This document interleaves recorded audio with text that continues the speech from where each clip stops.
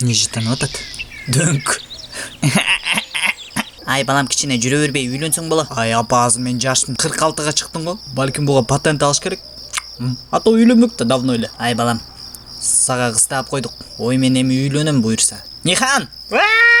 Ай эмне жин болуп атасың? Ичип алдым. Бугайды этип алдым. Короче, мен үйлөнгөн там. Атамдар бир кыз тапкан, Нихан дейби? Насыйхат эмеспи? Алло.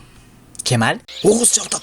Кемал кыргыз слушает. Шүмшүк, сага жана чалсам албай койдуң го? Просто жана мен туалетте отургам тияктачы. Анан телефонум түшүп кетесин деп курткама салып алгам. Эмкиде жаның алып жүрчү, анча жакында үйлөнөбүз. Албетте үйлөнөбүз. Короче, мен үйлөнгөн там. Базар жок, бухайда деп турбайбыз. Бирок халал той болот меники. Анда бухайда этпейт экенбиз. Майлы мен кеттим. Алды колуң сазып атат. Хотя колуң жууп алчу уктуңбу? Өзүм жетим ушундай меники.